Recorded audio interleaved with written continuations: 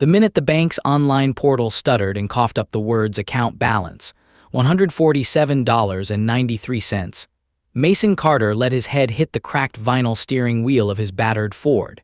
He sat in the skeleton of his truck, one forearm jammed to his lips, feeling his joints throb and the shaking start up in his legs. Damn lupus. No gas, no insurance, a dead cell phone, just that stubby bottle of prednisone near the gearshift, and a last pack of saltines pinched at the bottom of a plastic grocery bag. He'd been evicted 2 hours earlier. The landlord had shrugged, apologizing about the insurance risk. Mason had said nothing, just nodded, packed, and loaded his daughter's duffel bag by the cracked curb. 6 months since his wife, Leela, died. 6 months of fighting the county on disability. 6 months of watching the trust fund supposedly promised by his mother back in 7 evaporate into legal fog. The family farmhouse was all that was left, supposedly. A derelict old place with a monster fireplace choking on soot, sitting somewhere in a pocket valley Mason hardly remembered visiting as a kid. Even the probate judge looked embarrassed signing the deed. The truck shuddered as he threw it into drive. In the rearview, his daughter Sophie was curled in the back seat, headphones pressed tight, hair matted from sleeping in cars. She didn't look up. 15 years old, eyes too old, voice going thin lately. They'd spent the night before at a truck stop west of Madison, squeezed between semis, heat off to save gas. At dawn, Mason watched Miss crawl off the soybean fields, watched the first text appear from his cousin Ray. Congrats on inheriting the haunted shoebox, followed by laughing emojis. The house was supposed to be condemned. He'd heard the family accountant, the infamous Nadine, describe it at Thanksgiving last year as a liability, nothing more. Mason will regret even driving out. But the letter that came taped to the deed had an odd detail. Inside, on thick, yellowed paper, his mother's spidery hand, check under the pickup, don't let Nadine find it. No explanation, no signature, just that. If you've ever been left out, written off, if you've ever run toward what people said was worthless when it was your last place left, keep listening. Mason tossed the letter onto the dash, turned the key, and felt the engine whine.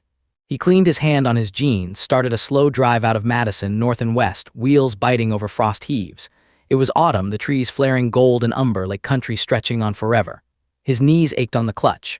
Lupus stole energy, focus, words when he needed them. But adrenaline did strange things to a man holding on by his fingernails. Mid-morning brought them to a rise overlooking the farmhouse. A big, worn ghost of a structure crouched in a bowl of land, porch boards popping at each gust, a huge fieldstone fireplace gaping at the southern wall. The mailbox hung dark, flag down. There was nobody in sight, just Mason, Sophie, and the rust-stippled Ford. He parked beneath the lone cottonwood and stepped into brittle grass. Sophie finally glanced up, yanking out her earbuds. Dad, why are we even here? There's no Wi-Fi. We can't live here. Mason's voice failed for a second, then steadied. It's all we have left, Bug, he said, unless you want to keep sleeping in the car. Sophie groaned. I'm just saying, Uncle Ted said this place is collapsing. You remember last Christmas. Mason knelt, breathing through the ache, digging for the plastic key taped inside the cab. Uncle Ted talks too much. Grandma left it 'cause she thought I'd fight harder for it. Sophie snorted, but there was worry around her mouth. Or because she knew you're stubborn, will you at least text Aunt Me? She's freaking out. In a minute, his hand slipped under the battered rocker panel, palm brushing cold metal and the memory of leaking oil. There, behind the gas tank, a welded plate Mason had never noticed, rusty but solid. He found the edge and pulled. Something moved under his fingers. Sophie thudded toward him, curiosity overtaking her sulk. The plate popped, revealing a compartment packed with oil-stained canvas bundles. Mason glanced up, heart pounding, as Sophie gasped. Is that a box? It's locked. He fumbled, adrenaline driving him past the pain. Not just a box, Soph. Grandma wanted us to find this. Wrapped in canvas, thin as curtain lining, was an ornate, hammered steel case. The lock was old, Victorian, maybe older. Mason's hands shook uncontrollably. He pressed a forearm to the ground for leverage. Sophie huddled beside him. Let's open it here.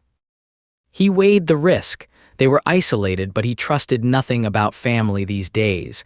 Inside, we do it inside. Even his voice sounded hoarse. If someone comes, I want walls around us. Sophie smirked. You just want out of the wind. He grinned, weak but grateful she could still joke. They staggered up the porch. The house coughed decades of dust as Mason forced the swollen door. His footsteps echoed in hollow rooms. The air smelled of mildew, ash, faint cinnamon. Mason dropped his duffel, ignoring the ache as he and Sophie dragged the steel case, canvas unwrapping as they moved, into the living room before the fireplace. He bent to work the lock, but the mechanism was jammed. Sophie rummaged through drawers, finally bringing him her trusty broken screwdriver. Only thing sharp I could find. Don't break the tiara, Dad. He almost laughed, and then the lock clicked, metal teeth parting with a sound like unclenching a stubborn jaw. The lid came up. Sophie's gasp was sharp. Inside lay tiaras, Victorian, Edwardian, Art Deco, glimmering with diamonds, rubies, sapphires. An impossible crown for each era of the family's women, museum quality even to his untrained eye. The velvet beneath them was barely stained. "Oh my God," Sophie whispered. "Dad, that's insane. Does anyone know?" He ran a finger along the arc of the largest one, the stones icy under his skin. Each tiara was labeled with a name: Maud, Ethel, Ruth, Geneva, Gloria, his mother's name. He was still running his thumb over it when something slid free from beneath the corner of an envelope. Mason opened it and a chill swept through his chest. Inside was a formal letter from an attorney he vaguely remembered, dated 22 years ago. To Geneva Carter Ray, Trust Fund and Assets, immediate action required. A second page handwritten. Mason, if you're reading this, they've tried to bury you under red tape. The trust, $5 million, held at Midwest Heritage Bank under my maiden name. Nadine will try to steal everything. The tiaras are proof. Take them to someone who loves history. Don't trust anyone from Ted's side. You know who I mean, M. His fingers cramped as he finished. Sophie waited, silent, kneeling in the dust. He could barely whisper. She hid everything. She knew Nadine and Uncle Ted would come for it all. Sophie looked up with something fierce in her eyes. So we fight back, right? We have to.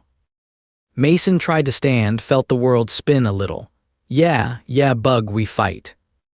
Outside, a truck rumbled past on the county road, an instinct sharp as static. Time was short. Grab your bag, Mason said, eyes narrowing. We go to someone who knows what this is. No more delays. Sophie grinned a little wild. Now you're talking. They were on the move, urgency settling like bones knitting after a break. Mason stashed the velvet box in an old laundry bag, stuffed it under the bench seat. As they rolled away from the crumbling farmhouse, the phone buzzed, miraculously charged just enough for a call. The caller ID flashed. Me Carter. He answered with a rough me. You up yet? Her voice was tight, nasal from crying. What's happening, Mason? Ted is here saying you're about to lose even the house. He's bragging about some title issue. You all right? Tell Ted to wait his turn. I found something better than he ever imagined. We're headed your way. I need a favor. His eyes darted to Sophie, who mouthed, Don't tell her yet. What kind of favor? Me demanded. The kind that's going to overturn a lot of rocks. He pressed end, let the map app load. Trembling, he keyed in the only historian he trusted, Dr. Paul Sanford, director of the Wisconsin Heritage Society. 15 miles away in a converted granary on the edge of Lake Wabasa. He pulled onto the county road, Sophie bracing one hand against the dash as bumps rattled the box under her feet. As the Ford groaned through sunlit stretches of road, Mason's mind spun back, not to childhood but to the last time he'd seen Nadine in person. The family accountant for 2 decades, married to Uncle Ted. Liquidate what you can't preserve, she'd said, voice crisp as winter onions. Don't get sentimental, Mason, that's how the taxman wins. He never asked for $1, never wanted anything except the respect due a loyal son. Now her greed writhed behind every ruined bridge. Rain began to dot the windshield, the engine coughed. Sophie fiddled with her phone, then muttered, "Dad, you ever think she wanted you to fail?" Nadine, his voice was rough. She wanted me erased. She wanted all of us except Teddy gone. Sophie frowned. "Why didn't you push back?" Mason shook his head. "Because I let people handle things, thought they really had Mom's best interests. I was wrong, kiddo, and now we fix it." Another sharp rattle, one of the tires skipped over a pothole. Sophie shrieked, more alarmed by the sound than the movement. "Easy, almost there," Mason grunted. Minutes later, they limped into Lake Wabassa's town square, past a Lutheran church and a post office flying a faded flag. The Heritage Society sat at the end of Main Street, a red granary with white painted trim, ancient open, signs swinging in the wind. Mason parked beneath a black walnut tree. Joint pain spiked in his foot as he stepped out, but he forced himself upright. Sophie hovered close, arms wrapped around herself. "Dad, what if Dr. Sanford just laughs at us, or worse, calls the cops?" He grimaced. "If he does, we'll still be on the right side of history." They pushed the weathered barn door open. Inside smelled of lemon oil and dust. Rows of glass cases lined the walls, filled with milk bottle caps and war medals. "Dr. Sanford," Mason called, his voice echoing. "You in?" A head poked out from behind a stack of state atlases. Paul Sanford, bearded, specs so thick they distorted his eyes, ancient cardigan swallowed by elbows. "Carter, by God, it's been a while. You looked taller on Zoom." Sanford's tone always held bemused amusement. "Lost a couple inches to bad fortune," Mason replied, straightening. "Need a private word now if you can."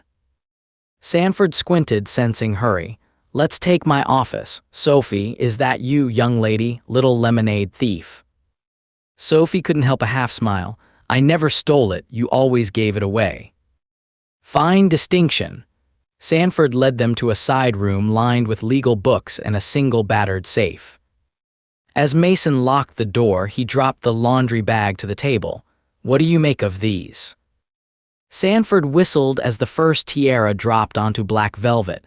"Where did you—" "Mason, this is Christ, that's a piece from the DeLong dynasty, late Victorian, there's no way." "There are 5 more," Mason said, laying them out. "All belong to women in my family, some have names I never heard of." Sanford's hands shook. "You know what this means for Wisconsin history. These could be the centerpiece of a state exhibit." "Never mind the exhibit, Paul. I need to know, do I own them? Or does Ted's side have a claim?" Sanford set down the tiara with reverence. "If your mother left them in a trust and Nadine's been skimming funds these 20 years, he trailed off, face darkening. "How bad is it?" "I found a letter," Mason said quietly, pulling out the envelope. "She hid a trust, $5 million, Paul, hid it under her maiden name. Nadine was accountant, managed everything. She's married to Ted now. They gutted the estate, only the farmhouse was left." Paul leafed through the letter, lips pressed tight. "This is criminal embezzlement, Mason. If what you say is true, Nadine and Ted are liable for prison time. But the real key is the tiaras, they're cultural artifacts, they can't be auctioned quietly. The Heritage Society can step in." Sophie blinked. "Wait, so no one can sell them on eBay?" Sanford smiled grimly. "Not if I make the right calls, but time's short. If election day comes and the county board is still under Ted's thumb, he'll deep six records on the whole affair. This is urgent, Mason. You're sitting on the fuse." Sophie peered at her dad. "He means we blow this up before next week." Mason's jaw set. "We can do it, Paul." Sanford's gaze was styly for the first time Mason could remember. "You get me every bit of documentation you have. I'll get the society to file a federal claim by morning. But you can't breathe a word to anyone, not even me." "Would Ted risk violence?" Sophie whispered. Sanford hesitated. "He'll do what Nadine tells him, and Nadine's got nothing to lose." Mason nodded, trembling inside but unwilling to back down. "We'll be careful, we have to." Sanford clasped his hands. "Start making photocopies, I'll call the feds." The plan snapped into focus. Preserve the evidence, file the federal claim, freeze the assets before Nadine or Ted could bolt. 6 days until Election Day, the clock beat loud in Mason's mind. Outside, wind battered the siding. Inside Sanford's office, the real fight had begun. Mason shoved the tiaras back into their wrapping, heart slamming. Sophie was already on her phone, hunting names, tracking social media for Ted's movements. They trusted no one. 2 hours later, as dusk shrouded the street, an engine grumbled outside. Mason's chest clenched. He peered through Venetian blinds, a white SUV he recognized from the last family Christmas. Ted, which meant Nadine would be close. He turned to Sophie. Go in the archive room, lock it, quiet. She stared at him, defiance flickering. I'm staying. No argument, bug. But Sophie shook her head, lips tight. I'm not leaving you with them. The office door slammed open. Nadine entered first, her smile brittle, ash-blonde hair coiled in a tight bun. Ted followed, sweat breaking out on his brow. Mason, Nadine said, voice cool. Making a visit. Funny, we thought you were done with this scene. I'm not leaving, Mason shot back. Not now, not ever. You underestimated the wrong Carter. Ted's voice shook. We heard you found some family decorations. You don't know what you're dealing with. You never did either, Mason spat. Nadine's glare was laser sharp. You always were sentimental, she sneered. Sentimental men die broke. He braced his hands on the table. You steal from your dead sister-in-law, is that your style? Nadine tossed Ted a look dismissive. You don't understand business. This family had assets it couldn't use. That's called loss minimization. I provided a service, cleaned up loose ends, like a proper accountant. When that service costs people their future, you call it service. Ted finally cracked, voice high. You have no proof, Mason. None of this holds up in court. Sophie pushed from behind the door fiercely. We have everything. Letters, proof you forged signatures, Grandma's own words, and those tiaras Dr. Sanford's calling the feds right now. Nadine's laughter was harsh. Who's going to believe a sick loner and an angry teenager? You're both out of your depth. Mason rose unsteadily but held her gaze. Let's see who's the county listens to. When the feds put locks on your office before the election, I hope you'll have a good speech ready. Nadine lunged for the laundry bag. Mason blocked her with one arm, teeth bared as pain stabbed up his wrist. Touch that bag and this all goes public faster than the board's next meeting, he hissed. Nadine's face blanched, eyes cutting over to Ted. He stammered, he's bluffing. He has to be, only the family knows. Sanford stepped out of the side office, sudden and calm, phone in hand. The society's on the line, as is a federal representative. If you attempt to leave, Ted, Nadine, I'll be required to detain you both until state officers arrive. I'd rather not, but I'll do my duty. Nadine bared her teeth. Call your historical goons, she spat. You know nothing about loss. Sanford glanced at Mason, then back at the couple. I know enough to see right and wrong. Please sit down, it's over. Ted's slumped face crumpled, meeting Mason's eye for the first time. In that instant, the years seemed to peel away, revealing nothing but guilt and exhaustion. Outside, police sirens began to howl. Sophie snapped a quick photo of Nadine and Ted, shoving it to Mason. Insurance, she said, voice low. Nadine kept her steely calm. You'll lose it all anyway. The society will get its artifacts. You'll get nothing. Mason stared her down. You got nothing left to steal, Nadine. As officers entered the building, Nadine and Ted were ordered to stay put. Evidence, letters, tiaras, records were logged and secured for government investigators.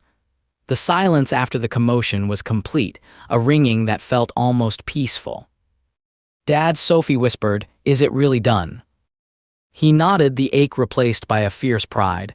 We did it, they don't get another chance. Sanford patted Mason's shoulder gently. You'll have more hearings and your mother, she'll get the honor she deserves.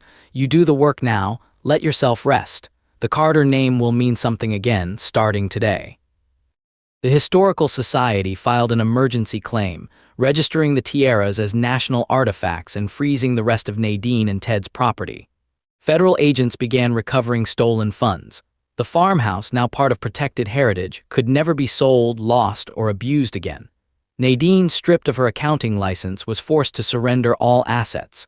Ted faced public disgrace and a looming financial review. Sophie posted evidence on her private forum, triggering a wave of press calls. The county board issued a statement removing both Nadine and Ted from their seats, pending investigation. 6 days later, on Election Day, every candidate Ted backed was trounced. Their names were whispered only as cautionary tales, symbols of greed, arrogance, and what happens when you try to wipe out your own kin. As winter set in, Mason and Sophie rebuilt. They took up residence first in the farmhouse's old summer kitchen, later in a small cabin on the protected land. Mason's health waxed and waned, but pride wove strength into his days. Sophie returned to school, spearheaded a campaign to preserve more family records, became local legend as the girl who wouldn't let the past stay buried. Dr. Sanford brought visitors from the university to view the tiaras, each piece telling its own story, each stone shimmering in the light from the new historical wing. Locals, once dismissive, became neighbors and then friends. One clear morning on the porch, Mason looked at the stubbled fields, the lake haze lifting over the old house. Sophie slid next to him, offering a cup of tea. He took it, nodding towards the empty space where the truck once stood. "We made it, kiddo."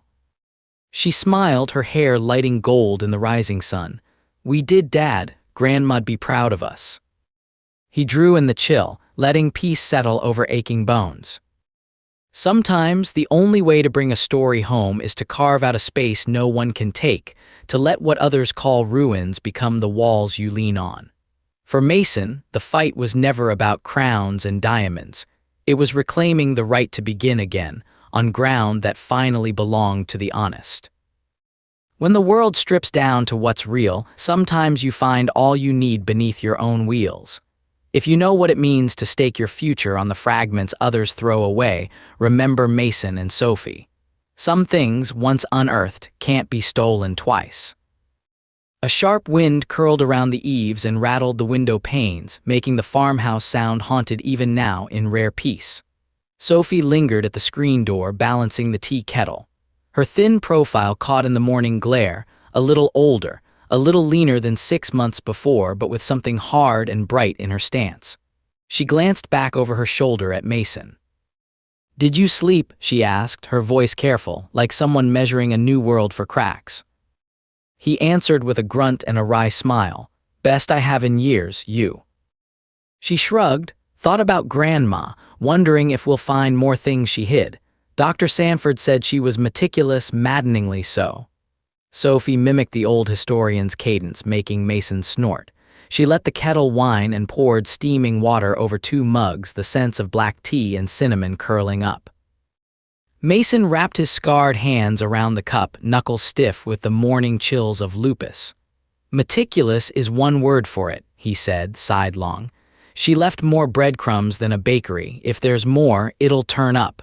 But maybe we can just be for a bit, huh?" Sophie nodded, her brow creasing.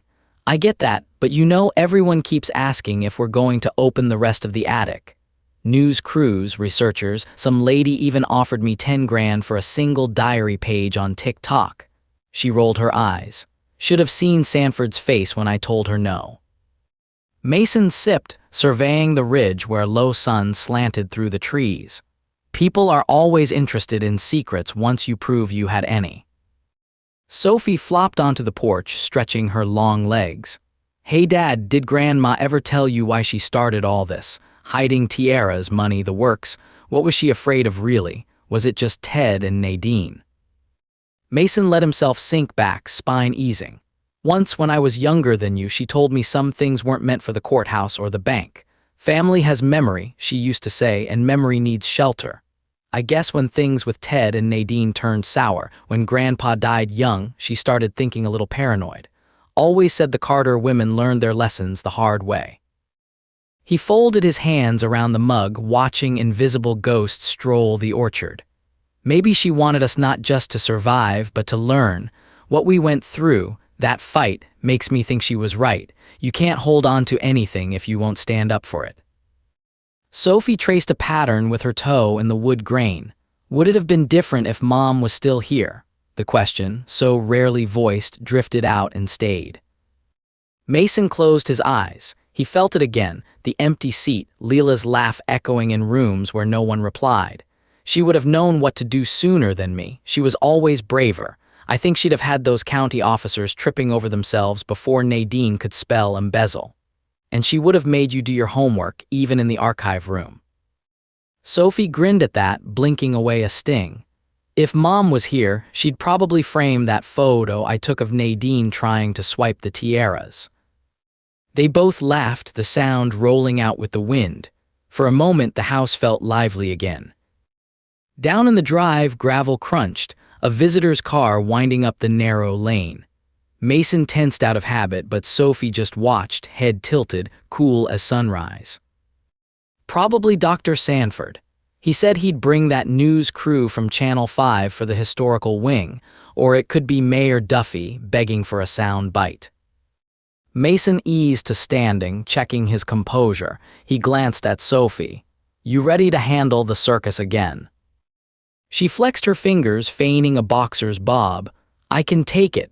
Then, with a sideways smile, but you have to promise not to say our family's dirty laundry on camera. You said it twice last time. He blushed sheepish. Deal, kiddo.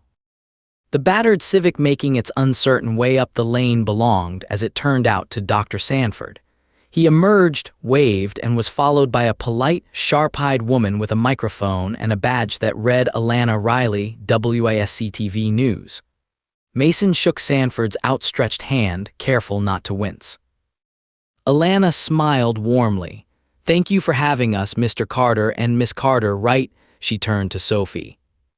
Sophie returned the handshake, voice crisp. Sophie, don't worry, I've dealt with worse than journalists. Sanford interjected. Alana's only interested in the preservation angle, Mason, not family feuds. He said it kindly, but Mason caught the glance that flickered between camera and farmhouse and knew the line would be blurry as soon as the red light was on. Alana flipped open a notepad. Our viewers want to understand what this discovery, these tiaras, the trust, the records, means for Wisconsin and your family. May I ask a few questions? Mason deflected gently. We want the focus to be on history, not scandal. My daughter's the real expert on why you don't throw your story away just because it's complicated. He nudged Sophie, whose cheeks flushed with pride and nerves. Alana nodded and let the cameraman roll, the lens whirring softly as Sophie told, with practiced, clear precision.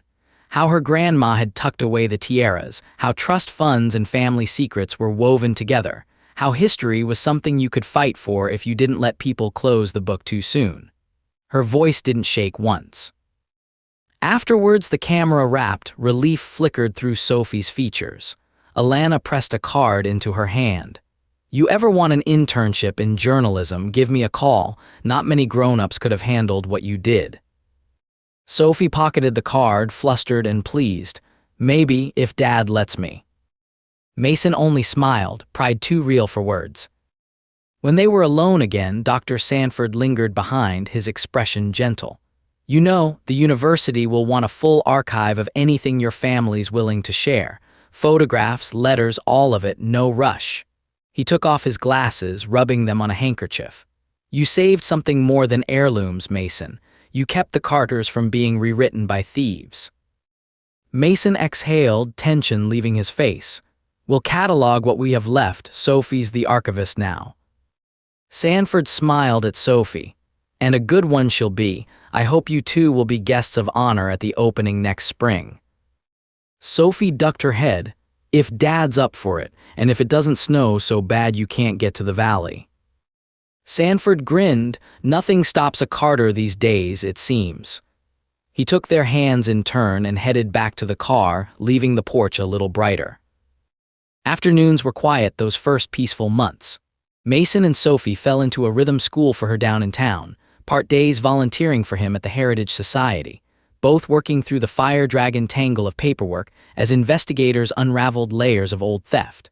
Some days were good days, bright with hard work and laughter as they laboriously moved boxes of old ledgers and fragile photos up from the farmhouse's root cellar. On hard days, Mason rested, and Sophie filled notebooks for the county's new Living Voices project, her handwriting looping and determined. It wasn't just them anymore. Neighbors started leaving casseroles by the porch, offering rides when Mason's flare-ups left him stranded. A group of teenage girls from Sophie's school came to help digitize old letters, and one evening they burst through the kitchen shrieking as a ragged possum skittered out of the root cellar. Sophie's laughter was music that filled the whole house. Sometimes news vans came or researchers drifted through. Each time Mason felt the urge to retreat, Sophie seemed to grow. She became, to his surprise, the Carter who met the world. One night, long after the kitchen table glowed in the lamp's warm light, Sophie asked, "Is it weird, Dad, to feel so safe here? Like I didn't even think I could anymore." He set down his mug, looking at her in the amber hush.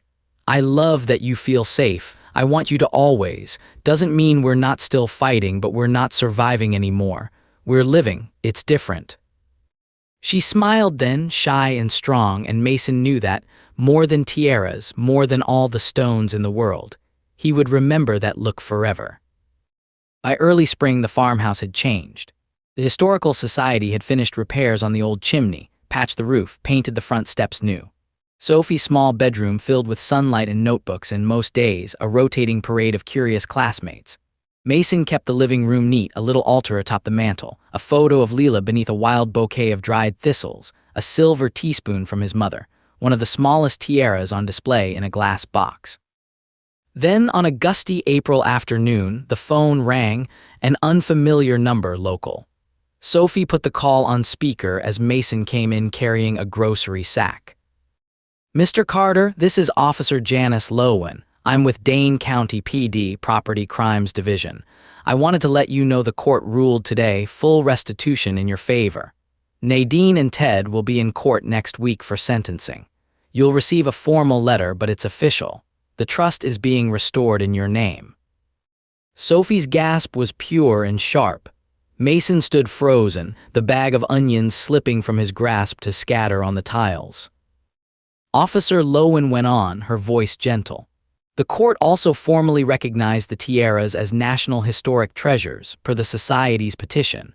The farmhouse and grounds will remain in your family in perpetuity, co-owned by the Society and Carter heirs for educational use. Congratulations, Mr. Carter. You did everything right."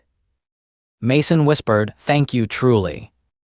Sophie didn't wait for the line to click before she shot across the room, wrapping him in a fierce hug. "Dad, it's really over." He managed a shaky smile, pressing his forehead to hers. "It's over, Bug. We kept what matters." The following week, journalists and neighbors crowded the Heritage Society's new exhibit room, strings of lights illuminating velvet cases and sepia photographs.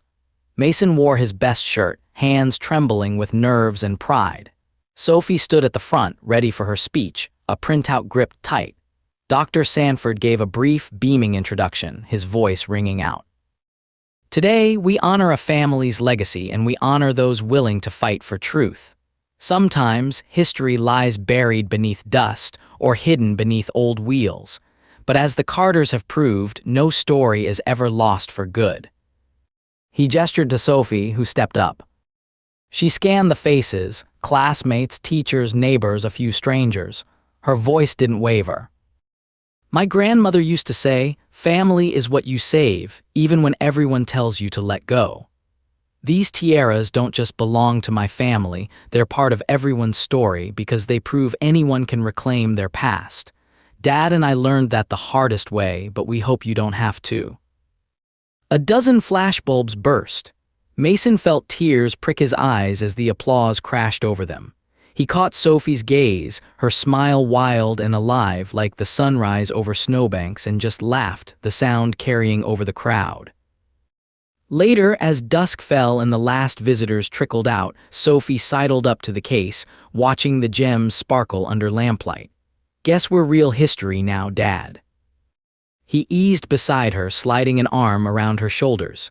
"Guess so, Bug, still think it's boring." She snorted, "Never, not again." The farmhouse filled slowly over months with warmth and the careful clutter of living.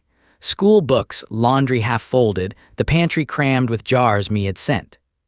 In quiet moments, Mason walked the fence lines, checking for fallen posts, breathing the cold, clean air, feeling the lupus aches lessen with motion and time. Neighbors asked when he'd consider running for the town board. Old friends called, apologetic, wondering what they'd missed. Mason let most of that roll by, choosing finally to live on his own terms. He and Sophie joined the spring cleanup at the Historical Society, stacking papers and labeling artifacts. He watched her there, wearing those same battered headphones from the first desperate days, only now laughter and music spilled out instead of arguments and fear. Sometimes he caught her speaking quietly at the foot of the orchard, the place where her grandmother's roses threatened to come back. One afternoon, as he passed, she called him over. "Do you think Grandma ever regretted hiding so much?" Sophie asked, crouched among the prickle stems. He thought a long moment. "Maybe sometimes, but I think she wanted to give us a choice. In the end, that's the best anyone can do." Sophie nodded, brushing dirt from her knees.